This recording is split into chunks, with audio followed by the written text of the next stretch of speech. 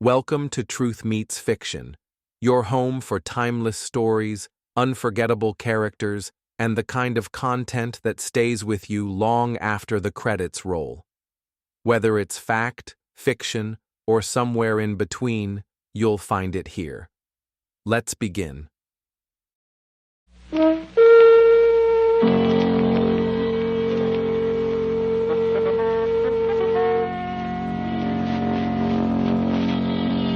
The Adventures of Sherlock Holmes, starring Basil Rathbone and Nigel Bruce.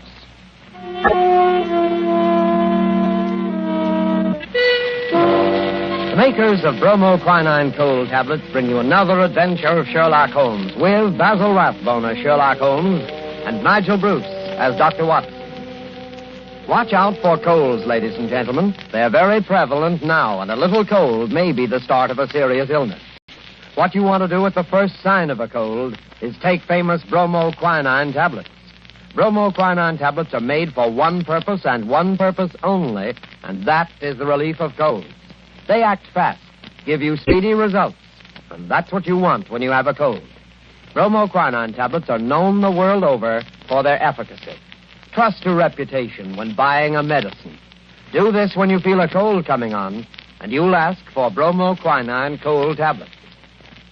And now, as we make our way through the night to Dr. Watson's hospitable door, we notice a feeling of spring in the air. The buds are swollen on the trees, still black and dripping from the rain. There's the smell of warm, damp earth. Delicious. Hey, Mr. Manning? Well, hello, Dr. Watson. I didn't see you in the dark. Yes, I've been out checking up to see if my magnolias survived the winter. Any casualties? Oh, they all seem to be fairly bursting with buds. There's nothing as delicious as that first faint whiff of spring. All is treacherous. Come along to the house before we both catch our death of cold. After you, sir. Not at all, my boy. None of that age before beauty nonsense. I'm not as decrepit as all that. Oh, what's this? The front hall littered with trunks and suitcases? Oh, yes. I'm afraid my annual wanderlust has broken out rather early this spring. I'm off on a little jaunt first thing tomorrow morning, but come along into the study. Does that mean that this is the last of our storytelling evening? For this winter, yes, I'm afraid it does. Well, I trust I'm not too forward if I hope to be invited back again in the fall. Oh, of course not. You know we'll be waiting for your return. Oh, thanks very much. It's very, very decent of you to put up with the meanderings of an old fellow like myself. I appreciate it, you know. But sit down, Mr. Manning. Sit down there, over there, in the usual chair. Let's get on with our story before I get all glittery and sentimental. You're going to tell us about Professor Moriarty tonight, aren't you? Well, I had intended to, but I've changed my mind. I'm going to tell you the adventure of the Retired Colourman instead. Retired Colourman? Isn't that a military term? No, it isn't. Mr. Josiah P. Amberley had been the junior member of Brickfall and Amberley, manufacturers of artistic paint boxes. He made quite a tidy little fortune. Retired from business at the age of 61, bought a house at Lewisham and settled down. The next year, 1897, I think it was, the old fool married. Married? Yes, married. And the woman 30 years his junior. Yes, that's always a bit risky. Risky? Risky. Within 2 years, he was as miserable a creature as crawls beneath the sun. Oh, dear me, I'm jumping ahead of the story again. As I was saying, it was the 23rd of April, 1899, and a rainy and disagreeable April it had been. Holmes was in a melancholy and philosophic mood that morning as he stood by the window, watching the raindrops chasing one another down the pane. Rain had always depressed him when he was not working on a case. When he was working on a case, I don't believe he realized that there was such a thing as weather.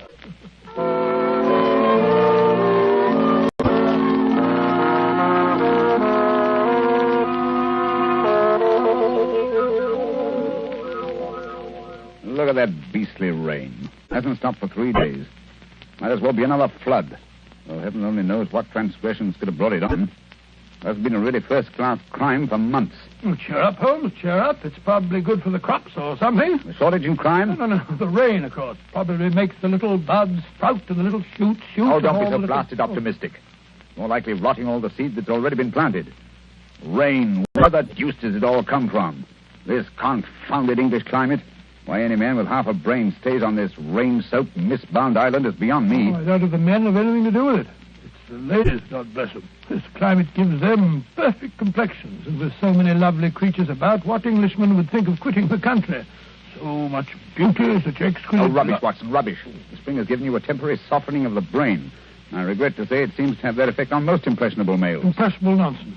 When a woman's concerned in running her cases, you never even notice whether she's 16 or 60, and then you don't care whether she's got a well-turned ankle or whether she's flat-footed. Oh, why should I? Holmes, there are times when I think you're a cold-blooded fish. Possibly, Watson, possibly. Why do you suppose the fool doesn't show up? What fool? Josiah P. Amberley. Oh, is he one of your clients? Oh, I suppose I may call him so. He's been sent to me by Scotland Yard. Oh, by Scotland Yard. Quite, by Lestrade, to be exact. You must consider the case fairly hopeless if Lestrade hands the matter over to me of his own accord. Look, Holmes, there's a cab drawing up in front of our front door. He must be your client, Mr. Amberley. Yeah. Strange-looking individual, eh, Watson? He's quite an old fellow. Looks literally bowed down with care. Ah, but no weakling. Look at those shoulders and that chest. The framework of a giant. He's arguing with the cab driver about the fare. Huh. Watches the pennies, eh? I must say I don't like his face. So fierce and eager, and the way those snaky locks of grizzled hair stick out from under his hat. I wonder what he's worrying. What's worrying, Mr. Amberley? Willing to bet it has nothing to do with money. I imagine nothing else could upset him to any great extent. Nonsense, Holmes. You always look on the base side of human nature. Here he is now. Come in, come in. Which of you is Sherlock Holmes? I am. This is my friend, Dr. Watson. Oh, how do you... I'm a broken man. He's robbed me, the swine. Taken everything I had in the world. I thought he was my friend, and he took everything. Right from under my nose, in my own house. Robbed me, he did. Yes, I felt sure it was a question of money. Money? Who said money? He stole my wife, the light of my life, the apple of my eye.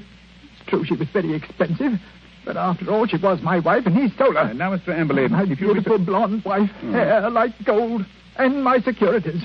The money I saved up with years of hard work. Gone, all gone. Yes, thank you. First, tell us about your wife. How long have you been married? 2 years. 2 years, and she's tired of me already. 2 little years. Easy now, good man, easy. More facts and fewer recriminations if we're to get to the bottom of this case. Well, 3 years ago I retired. Bought a house. Big house at Lewisham. Cost me plenty of money, that house did. Well, sir, I'd never lived alone in a big house before, and got sort of lonely. House began to need looking after, so I thought I'd start looking around for a wife. Nice, healthy, young wife to look after me. Then I met Ella. Handsome girl she was, too. A good cook. Hair like gold. Could bake a beef and kidney pie that would melt in your mouth. So I thought I might as well get married. Yeah, very practical, I'm sure. Yes, that's what I figured at that time. But, Lord, Mr. Holmes, the money a woman runs into.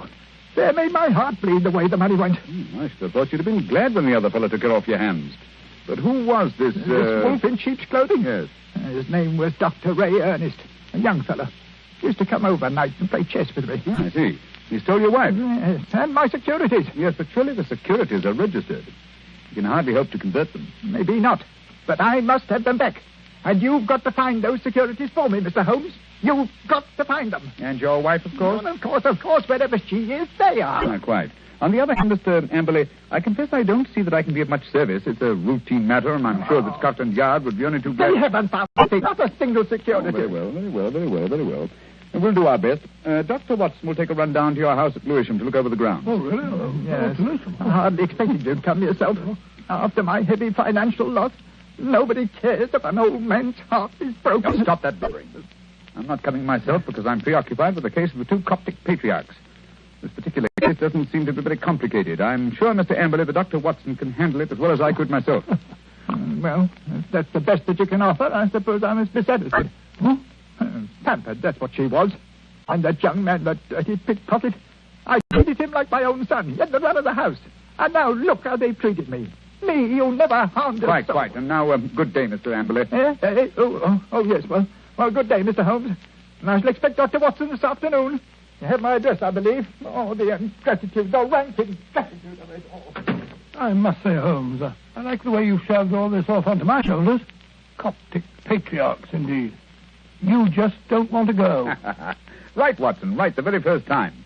You've been begging for a case all to yourself for months. Well, here it is. Yes, and a nice case you've given me, I must say. That old skinflint. Oh, my daughter, oh, my ducats, eh? The emphasis on the ducats, if I'm not mistaken. Oh,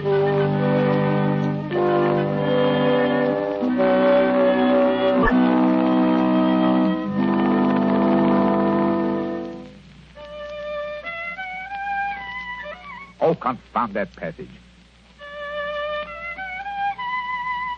There. Ah, that's better. That's dash good. Hello. Steps on the stairs. Watson, if I'm not mistaken, and in a triumphant mood. Hello, Holmes. Well, I'm back. Hail the conquering hero. A successful afternoon, I take it, with the light of victory in your eye. Well, I did manage to dig up a clue or so. Good. How about Mr. Amberley's place of residence? What's it like? Well, he calls it the Haven. Oh, charming. Yes, isn't it? I think the place would interest you, Holmes. You know that particular quarter, the monotonous brick streets, the weary suburban highways. Well, right in the middle of them lies this beautiful old home, surrounded by a high sun-baked wall, mottled with lichens and topped with moss, the sort of wall... You may omit the Percy, Watson. I note that it was a high brick wall. Well, I should have guessed it was the Haven, even if I hadn't asked a lounger who was smoking outside in the street. A lounger? Yes, a tall, dark, heavily moustached man with a curious look in his eye. With great tinted glasses and a Masonic type-in? Good heavens. How'd you know? Oh, the fool. A child of 10 could have seen through that. Oh, Mr. Holmes, I don't see. Never mind. Continue with your story, Watson. Well, I'd hardly entered the gateway before I saw Mr. Amberley coming down the drive to meet me. He began at once, pouring out his grievances. We walked back to the house together. And? Well, once inside the wall, I must say, I've never seen a place worse kept. Garden lined to weeds and in a dreadful neglect. The house, too, was slatternly to the last degree. It just goes to show what happens to a place when there's no womanly hand about to keep it in order. Yes, but Mrs. Amberley's only been missing a few days. Hardly time for so much disintegration to take place. Must have set in before she left. Oh, possibly. At any rate, Mr. Amberley seemed to be ashamed of it. He was doing his best to remedy it, though I must admit that his efforts looked a trifle ineffectual.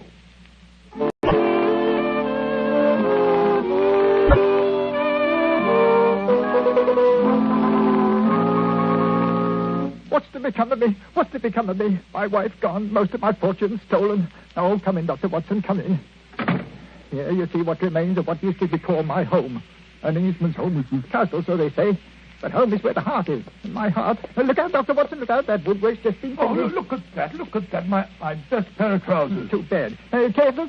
You almost stepped into that pot of paint. Oh, dash it all, Em. This is absolutely the limit. Sorry, I shouldn't have left that pot of paint in the middle of the passage, I suppose. That when one's alone in the house, one forgets. Alone? So you've been doing this painting yourself? It must strike you a strange occupation under the circumstances. One must do something to ease an aching heart. And step in here, Dr. Watson. This is my study, my sanctum sanctorum. Oh, sanctum sanctorum. I see you've just finished painting woodwork in this room, too. What the smell of paint? Yes, it's not dry yet. That's why I have a fire in here. Now, let me see. Where did you keep your securities? In the safe in that wall. This room is really a strong room, like a bank, with an iron shutter on the window and an iron door, burglar-proof. Ah, that's the irony of it. No thief from without could have taken my money, but my wife, my own wife.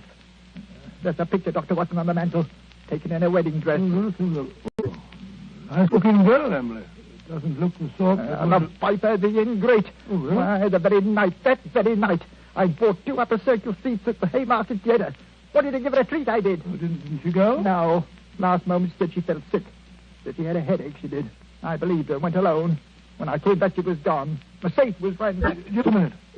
What night was that, Mr. Emily? Last Thursday. Oh, Thursday, was it? Here's an unused ticket. Money wasted. She was always wasting money. May I have that ticket, Mr. Emily? Hold on. You thrown it in the fire. No, why? I want to get rid of it. I want to get rid of everything to remind me of her.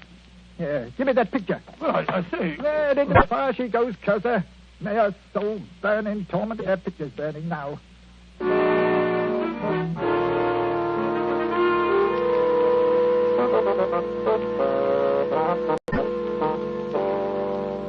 Unpleasant fellow, eh, Watson? This case begins to look more somber than I suspected. If you could only have brought me that ticket, Watson. Oh, I did my best, Holmes. I may not have the ticket itself, but I did notice the number of the seat. Oh, bravo, Watson. How did you happen to remember it? Well, as a matter of fact, It was my place and form at school, 31. See from the bottom. And so it stuck in my head. Splendid, old fellow. Then Amberley's seat must have been 30 or 32. Dear me now. Who can that be? Well, whoever it is, he's dashed impatient. Oh, yes. Here he comes up the stairs, fairly running. Come in. Well, bless my soul if it isn't our old friend, our good friend, Mr. Amberley. What's up? A telegram, Mr. Holmes. I can't make anything of it. Here, see for yourself. Uh-huh. Come at once without fail. Yes. Can give you information as to your recent loss signed Elman, Yes, the Elman. vicarage. Dispatched at 2:10 from Little Purlington. Little Purlington in Essex, I believe, not far from Frinton. You will start at once, of course. Watson, look up the train. It's probably a hoax. What could anyone in Little Purlington But it's know from about a very responsible person. Where's my Crockford? Yes, here it is. We'll look up this minister of the gospel. Elman. Elman, here it is. Here, J.C. Elman, M.A., living of Mossmore, Little Purlington. Yes, but I still don't think... Surely, Mr. Amberley, you want to find your wife and your lost security, Of course, but it's a waste of time and money. Here we are. Here's the train from Liverpool Street at 5:20. Yes, you just have time. Mr. Amberley, you go downstairs and hail a cab. I'll help Dr. Watson throw a few things in the bag. You think I need Dr. Watson?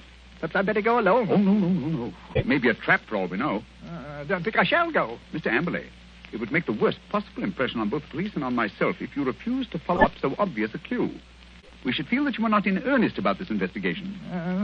Very well, I'll go. Perhaps you'd better go with him, Holmes. Take your case, Watson. After the brilliant way in which you've handled it, no. Go along, Mr. Amberley, or you'll miss your train. Very well, but the expense is... Here you are, Watson. Here's your bag. Look, it's packed. Yes, you never know when you may be called off on a case like this. I packed it for you. Holmes, I do think that... Quite. Now, whatever you do, see that he really does go to Little Purlington. Yes, I don't think that he's Again, quite.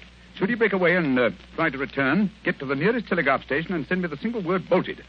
I will arrange to have it reach me wherever I am. What? You have something to look into at this end, then? I have, Watson. This case is beginning to take on a rather curious, sinister aspect. Above all, old man, take good care of yourself. And Mr. Amberley.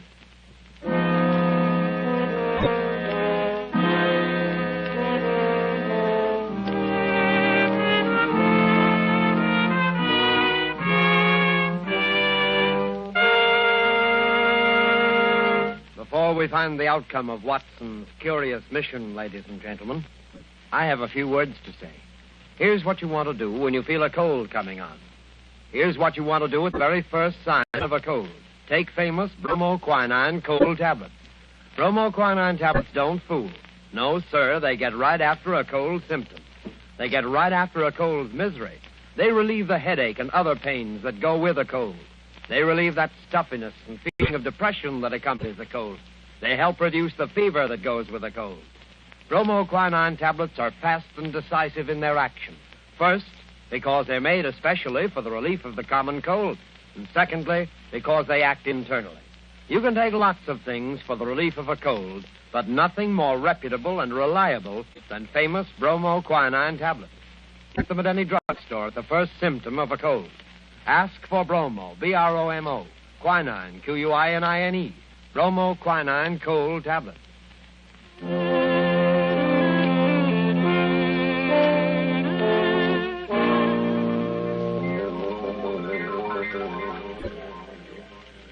Confound this rain. Everything's as dark as a black hole of Calcutta. Here, the haven. Shitty little haven this is. I can find a window unlatched. Not much chance on the first floor. The old boy's 2 quarters. Ooh. Second story window, perhaps. Now, if I can manage to scale this porch pillar. This confounded rain. Just slippery as a greased pole. Come on. Hey, there we are. Yeah. Here's the window that's unlatched. Easy. Now. 1 foot over the sill. Up with your hands. Up with them, I tell you. Thought I wouldn't see you prowling round down below, eh? Well, I've caught you red-handed.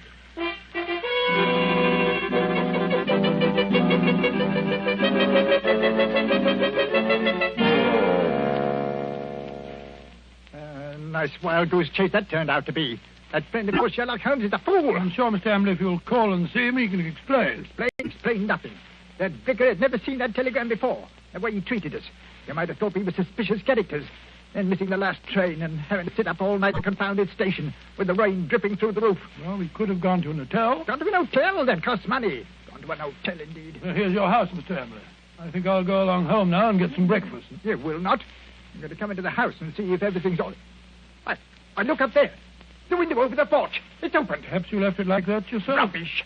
I tell you, I don't like the looks of this. Where's my key? Where's my key? Here it is. We'll soon find out. I say, it's gloomy, isn't it? Look. Someone's been here right enough. Footprints on the fresh paint. I'll find them if I have to tear the place apart. No need for that, Mr. Ambley. We're here waiting for you in the study. Holmes! Good heavens, what a start you gave. How did you get in here? I climbed in through an upstairs window. That's burglary, young man. Yes. Burglary has always been an alternative profession, and I cared to adopt it. I'll admit I was glad I hadn't when I walked into Inspector Lestrade's gun last night. He thought I was a burglar, too. But come, we're keeping him waiting. He's in the library. Here they are, Lestrade. I told you we could expect them back before 10. No, but look here, that's not Lestrade. That's the man I saw loitering in front of the gate yesterday afternoon. The fellow with the black moustache and the glasses. That's right, Dr. Watson. Yes. Lestrade fondly imagines that's a disguise. Oh, now look here, It's as obvious to anyone who takes the Now, trouble. look They here, can see I've had enough of this. I won't have two busybodies prowling around my house in the middle of the night. And what's more, Mr. Sherlock Holmes, I suspect you sent that telegram yourself. Very clever of you, Mr. Amberley, very clever. You look a trifle pale. I thought a night in the country might do you no, good. enough of that. What kind of a fool do you take me for? I have you put behind the bars, all of you. Oh, surely not Inspector Lestrade. Why, he's from Scotland Yard. I don't care if it's from the House of Lords. Yeah, none of that. You're all disgraced, publicly disgraced. Breaking into my house in the middle of the night. Oh, I'll get you for that. What were you doing in here last night? Answer me that. Looking for the bodies. What? Looking for the bodies of your wife and Dr. Ernest. What have you done with them? I dare You murdered them in this room. We have ample proof. Why, you... Stop him, Watson. Stop him. He's got a capsule in his hand. It's poison. He's going to swallow it. All right, no. Come on, get that out. Spit it out. Spit it out. Spit it out, or I'll choke No you. shortcuts, Mr. Ambley, if you please. Everything decently and in its proper place. Take him away, Lestrade. Right, come along now. No more monkey business. I won't put up with that. All right, Phew, what a scene. So that old brute Amble is a murderer, eh? How did you find it out? Well, the first clue was the theater ticket, which you didn't use. We found that out. Oh, that destroyed his alibi. Yes, the theater people assured us that there had been 2 empty seats, not just one. The second clue was the smell of fresh paint. What was he trying to hide by that? Yes, what? Gas. He asphyxiated his wife and Dr. Ernst in this room, Good heavens. his strong room, which was as near airtight as anything could humanly possibly Yes, be. but how? Well, that's what I wanted to find out. That's what I was looking for when I broke into the house last night. And what did you find? Look here. Notice the gas pipe along the skirting here? It rises in the wall, in the angle there, and ends in that plaster rose in the center of the ceiling where it's concealed by that ornamentation. The end's wide open. How horrible. Yes, and look here. Look, near the floor. What do you make out? 2 words written on the wall. We were. Then a scroll. We were. What does that mean? The poor devil was trying to write, "We were murdered."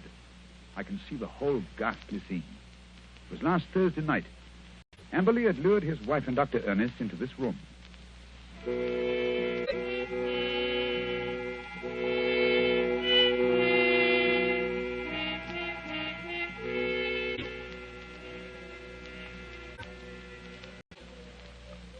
Oh, listen to that wind. I wish it would stop. It's not so bad in this room. Have a little game in here, eh, Dr. Ernest? Just you sit here, there. Entertain the doctor while I go and look for the chessmen. Excuse me for a minute, Dr. Ernest. Certainly. And if you don't mind, I'll close the door. There's such a draft. It'll be much cozier in here with the door closed. Much cozier.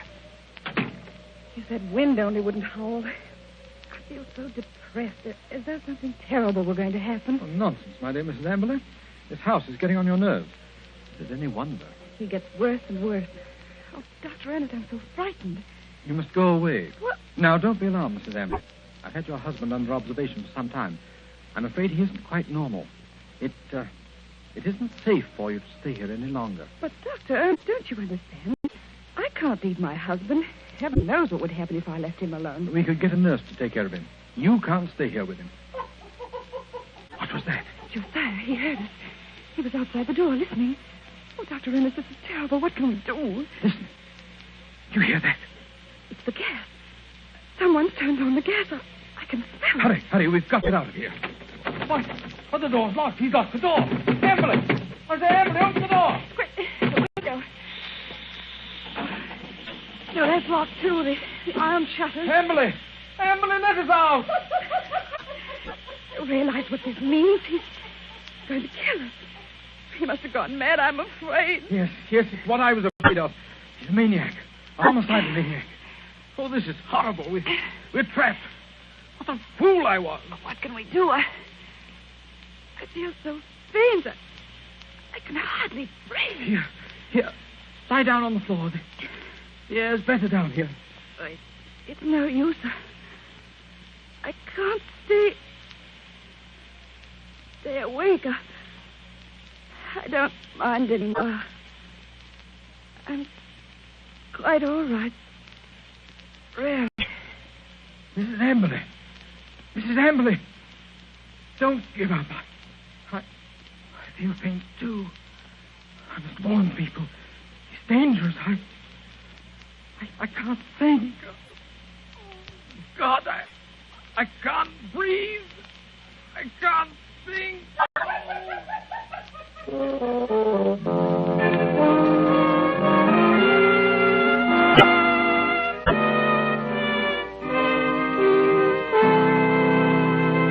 What a tragic story, Dr. Watson.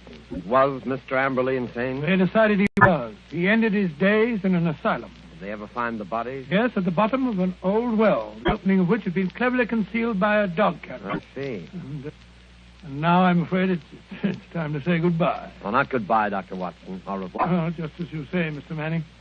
Anyway, in conclusion, I want to thank you and our radio audiences who so patiently listened to the reminiscences of a sentimental old fellow. And I want to wish you all, old and young, an extremely happy summer. Thank you, Dr. Watson. Ladies and gentlemen, in just a moment, Basil Rathbone would like to say a few words to you. But first, may I give you a word of advice? Remember the danger of the so-called common cold. Remember the sickness it can cause and the bills it can cost. Act promptly, decisively, at the first sign of a cold. Take famous bromoquinine tablets. Bromoquinine tablets have a reputation. Their fame extends to all quarters of the globe. Their merit is an assured fact. Reliability is the one thing you want in any medicine, especially medicine for the relief of colds. Don't wait. Don't procrastinate when you feel a cold coming on. Go right to your druggist and get a box of bromoquinine tablets. The small cost may save you a lot in grief and expense. Ask clearly for bromoquinine cold tablets. And now, here's Basil Rathbone. Ladies and gentlemen, to me, Sherlock Holmes has always been one of the greatest characters ever created. Tonight, as our present series ends, I'd like to thank our sponsor, the makers of bromoquinine, for giving me the opportunity of playing Holmes on the air, especially with such an inspired Dr. Watson as Sir Bruce. Oh, Basil, that's very... Please. Oh, sorry, what? Speaking for myself and Mr. Bruce, may I express our gratitude to our radio audience for the many letters of interest and encouragement that we received. And finally, a word of appreciation to all the performers and others concerned with this program who have helped so immeasurably in making the Baker Street days live again. And now, until fall, it's time for me, too, to say au revoir and good luck.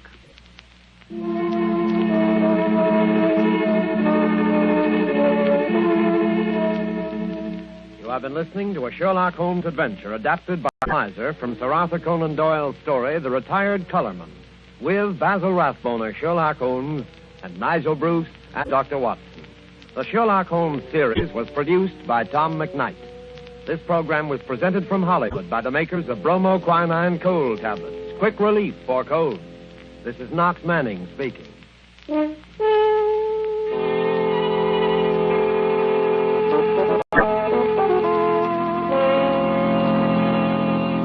This is the National Broadcasting Company.